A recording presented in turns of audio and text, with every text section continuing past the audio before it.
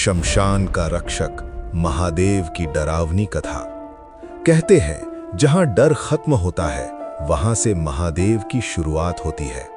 ये कहानी है एक पुराने शमशान की, जहां लोग दिन में भी जाने से डरते थे। शमशान का डर। एक गांव था, भैरवगढ़। गांव के बाहर एक पुराना शमशान था। लोग कहते थे वहां रात को चिताएं अपने आप जल उठती हैं और राख से कोई चलता हुआ दिखता है।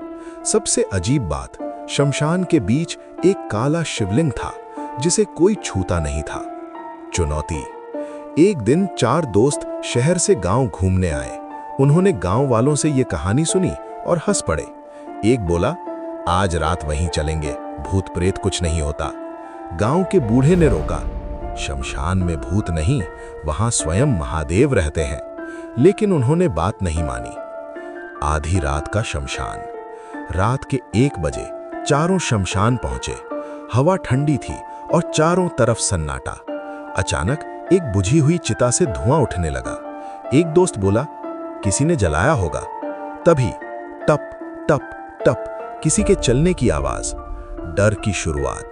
उन्होंने पीछे देखा, कोई नहीं, लेकिन जमीन पर ताजे पैरों के निशान थे जो राख से बने थे, और वो निशान उनकी तरफ आ रहे थे। एक दोस्त डर गया, चलो यहां से। तभी तेज हवा चली और दूर खड़ा शिवलिंग चमकने लगा। कुछ जाग गया था। शिवलिंग के पास अचानक एक आकृति दिखी। लंबी जटाएं, पूरे शरीर पर भस्म, लेकिन चेहरा दिखाई नहीं दे रहा था। वो धीरे धीरे उनकी ओर बढ़ने लगी। असली खौफ। एक दोस्त चिल्लाया, भागो! तीनों भाग गए, लेकिन चौथा वहीं गिर पड़ा। उसके पैरों में जैसे जान ही नहीं थी।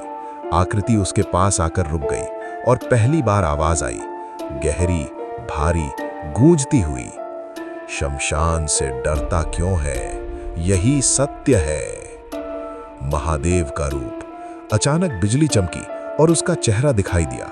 नीली चमकती आंखें, माथे पर अर्धचंद्र, गले में सांप। वो कांप उठा। भोलेनाथ! वो जमीन पर गिर पड़ा। भयानक सत्य। महादेव बोले, जो मृत्यु से भागता है वो जीवन से भी डरता है। शमशान की सारी चिताएं एक साथ जल उठीं।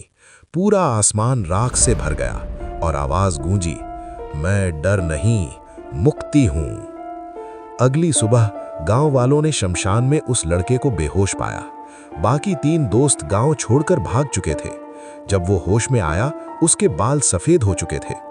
उसने बस इतना कहा, वहां भूत नहीं था, शमशान का रक्षक था। आखिरी रहस्य।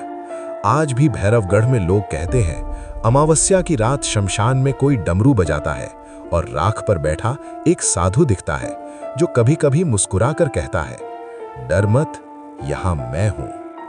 अगर आपको महादेव की कहानी अच्छी लगी है तो चैनल को सब्सक्राइब करें और लाइक करें।